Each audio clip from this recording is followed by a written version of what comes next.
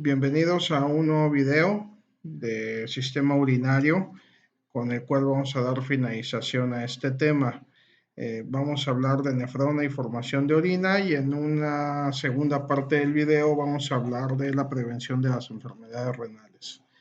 Bien, entonces la nefrona es la unidad anatómica y funcional de los riñones. En otras ocasiones hemos dicho que cuando una célula o una estructura es la unidad anatómica de un órgano, significa esto que es la unidad mínima indispensable que le da estructura. Y en lo que se refiere a la unidad funcional, también es la unidad mínima indispensable que cumple con todas sus funciones, todas. Eso quiere decir que una nefrona en sí lo podríamos comparar con un riñón chiquito. Y todas las nefronas en conjunto de un solo riñón, pues son como si fueran miles de nefronas o miles de riñones de riñoncitos en un solo riñón. Entonces, en ese sentido, es lo que entendemos como la unidad anatómica y funcional de los riñones. La nefrona es un sistema de tubos muy pequeños, tubos microscópicos, cuya función más evidente va a ser filtrar el plasma sanguíneo para eliminar sustancias tóxicas. En realidad no es su única función, pero así es con la que la asocia la mayor parte de la gente, es decir, la gente dice en su mayoría pues, que los riñones sirven para producir orina. La realidad es que no sirven para producir orina, no es esa su función. La función de los riñones, entre otras, es filtrar el plasma y en ese sentido eliminar sustancias tóxicas. Como resultado de esto se forma la orina, pero es un resultado de su función, no es la función en sí producir orina. Además, tiene otras funciones como la regulación de sodio, potasio, calcio y fosfatos. Ya cuando estábamos, por ejemplo, en sistema endocrino, habíamos mencionado que algunas hormonas actúan en los riñones para ayudar a regular ciertas sales. Ejemplo, el sodio, ¿no? Habíamos hablado de una hormona que se secreta en la hipófisis, que está producida en el hipotálamo, que era la ADH, o también llamada hormona antidiurética, que ayuda en la regulación del agua y del sodio. Habíamos hablado también, por ejemplo, de la aldosterona que estaba producida en la glándula suprarrenal y que ayuda en la regulación del potasio. Habíamos hablado también de la calcitonina producida en la tiroides y de la aparatormona que está producida en la paratiroides y que entre ellas regulan el calcio y el fosfato. Y que todas estas sales, todos estos electrolitos, sodio, potasio, calcio, fosfato y otros, tienen funciones en el metabolismo del cuerpo muy importantes. Entonces su regulación, de hecho, por sí misma es importante. También el riñón y la nefrona, pues, tiene importancia muy grande en el control de la tensión arterial. Se produce, entre otras, una sustancia que se llama renina, forma parte del sistema endocrino, aunque no es una hormona. La renina actúa como una enzima en la sangre. Y bueno, de hecho, cuando estábamos hablando del sistema endocrino, lo habíamos mencionado, ustedes pueden repasar lo que vimos ahí en sus apuntes, pero básicamente habíamos anotado nosotros que una vez secretada la renina actúa sobre el angiotensinógeno, para que pase a ser angiotensina 1, más adelante angiotensina 1 pasa a ser angiotensina 2, que es un vasoconstrictor muy potente y por lo tanto aumenta la tensión arterial. Entonces, el aumento de la tensión arterial es regulado entre otros por la renina y por lo tanto pues por los riñones, por la nefrona. También la nefrona y el riñón en sí, porque estamos hablando de la función de los riñones, es muy importante en la regulación del pH. Acuérdense que el pH no se refiere a la acidez de una sustancia. El pH es el logaritmo negativo de la concentración de iones de hidrógeno en una solución, lo cual quiere decir que mientras más iones de hidrógeno estén libres en una solución, esta va a ser más ácida y mientras menos iones libres de hidrógeno se tengan en esa solución, pues va a tender más a la alcalinidad. Entonces, la función de los riñones y de la nefrona en este caso, pues va en la regulación de estos iones libres de hidrógeno. De tal forma que si el pH de la sangre está muy disminuido, pues en la función de la filtración lo que va a hacer es eliminar iones de hidrógeno y la consecuencia es que vamos a tener una orina que va a tender a la acidez. Y de la misma forma, si tenemos una sangre, un plasma que es muy alcalino, entonces se va a reducir la eliminación de iones de hidrógeno y la orina va a ser menos ácida. En ocasiones incluso puede llegar a ser alcalina. Esas son de las funciones importantes de la nefrona y por lo tanto del riñón. Además, otra función muy importante es la hematopoiesis. La hematopoiesis es la regulación de la formación de las células sanguíneas y específicamente aquí nos referimos a los eritrocitos. La nefrona secreta una hormona que se llama eritropoyetina y cuyo órgano blanco es la médula ósea. A través de esta hormona, la médula ósea es estimulada para iniciar la maduración de los futuros eritrocitos, que son los eritroblastos. Bien, entonces, ¿cuáles son las partes que forman la nefrona? Bueno, en primer lugar tenemos el glomérulo renal, y el glomérulo renal en realidad es la cápsula de Bowman y el corpúsculo renal. Ahorita vamos a verlo en una imagen, todo esto lo vamos a describir, así que no me voy a detener mucho aquí.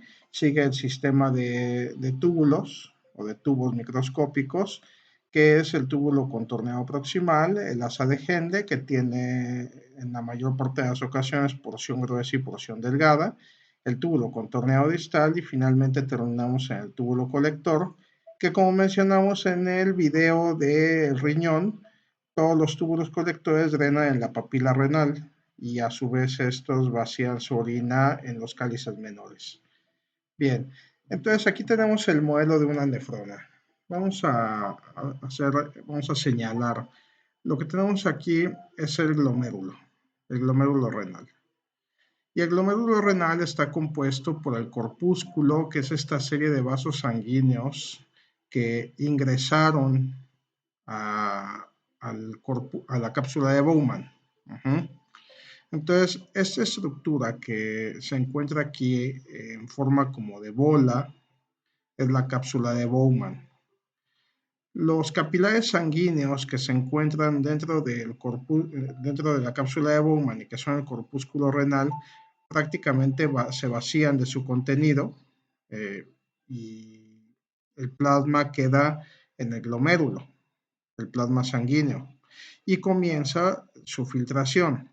Posteriormente, ese plasma va a pasar al túbulo contorneado proximal, que es esto, y se llama contorneado precisamente por su forma, está muy doblado sobre sí mismo, y la mayor parte del plasma sanguíneo, del plasma que había pasado aquí al túbulo, va a regresar a la sangre. De hecho, una vez que termina el recorrido de esa sustancia filtrada en el túbulo contorneado proximal, ya se ha devuelto 85% hacia la sangre, es decir, llegado al siguiente tramo de la nefrona, que es el asa de Henle. Ya en ese momento solo nos queda un 15% de todo lo que se había filtrado.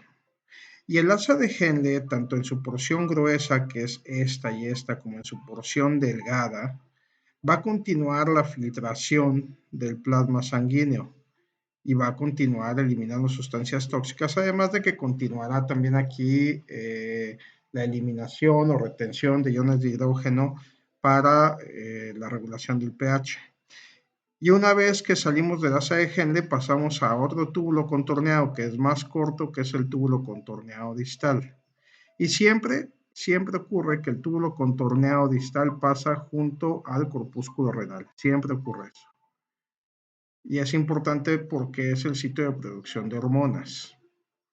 Finalmente, el túbulo contorneado distal va a vaciar la orina que ya produjo en el túbulo colector, que es este, y se llama túbulo colector porque, como ustedes pueden ver aquí, 1, 2, 3, 4, 5, y este sería el sexto, pero hay muchos más. El túbulo colector es el sitio donde se recolecta la orina de muchas nefronas. Eso quiere decir que el túbulo colector no es propio de una sola nefrona, sino que más bien es el sitio en donde drenan muchas nefronas. Y a final de cuentas, aunque no se alcanza a ver ya en esta imagen, el túbulo colector va a acabar por llegar a la papila renal. Esta siguiente imagen es para mostrar el sentido que siguen tanto el asa de Henle como el túbulo colector en el riñón. Ustedes recuerdan que habíamos mencionado que en la configuración interna del riñón teníamos tanto corteza como médula, que la médula formaba pirámides y que su aspecto era rayado en sentido longitudinal. Bueno, y habíamos dicho que la razón de su aspecto rayado era por la presencia tanto del asa de Henle como túbulo colector y algunos vasos sanguíneos. Pues esto es así como se localiza. Y por otra parte, también como podemos ver en la siguiente imagen, o lo que vamos a ver en la siguiente imagen, es que todos los corpúsculos renales, todos, se encuentran en la corteza y eso es una cosa importante. En la médula no se encuentra ningún corpúsculo renal, ninguno. La médula solamente va a constar de asas de Henle y túbulos colectores, exclusivamente, nada más. Bien, entonces ya habíamos mencionado lo que lo estaba formando, solamente para retomar o para recapitular, tenemos corpúsculo renal, donde se vacía el plasma del corpúsculo en la cápsula de Bowman, que da la apariencia como de esta copita que está aquí, se continúa en el túbulo contorneado proximal, el asa de Henle con su porción gruesa, su porción delgada, el túbulo contorneado distal, el túbulo colector, y bueno, ya todo el líquido filtrado pues va a pasar hacia el túbulo colector. Aquí es de hecho donde actúa la hormona antidiurética para reabsorber agua. Si se secreta mucha hormona antidiurética, se va a concentrar mucho la orina y el resultado es que vamos a ver una orina muy amarilla, porque se le ha extraído líquido. Si falta hormona antidiurética, entonces la orina va a ser muy clara, casi como si fuera agua. Bien. Eso es en cuanto a las funciones generales de la nefrona. Vamos a hablar ahora del siguiente y último tema, que es la prevención de las enfermedades renales.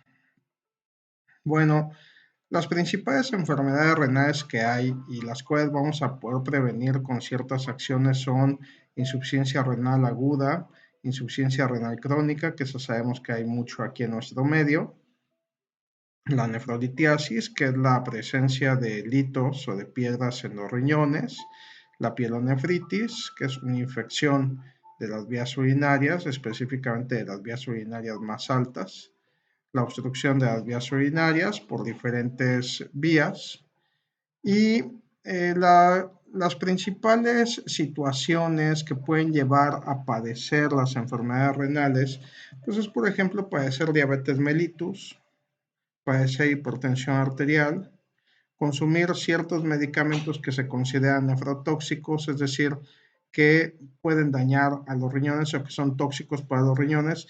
El consumo de bebidas carbonatadas, es muy común el consumo de refresco con gas y se utiliza carbonato para esto. Y el problema es que el carbonato va remodelando los huesos, le retira calcio, que se elimina en los riñones y tiende a la formación de litos o de piedras.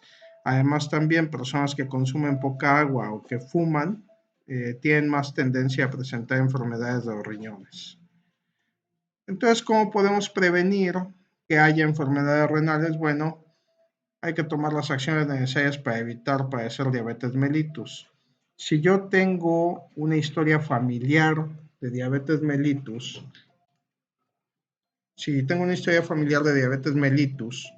entonces va a ser mucho más fácil que yo pueda tener esa enfermedad.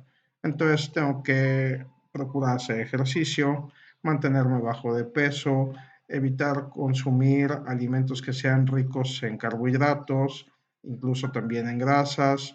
En general llevar una dieta sana y hábitos de vida tranquilos, evitar el estrés, todo aquello que me va a hacer más propenso a padecer diabetes mellitus.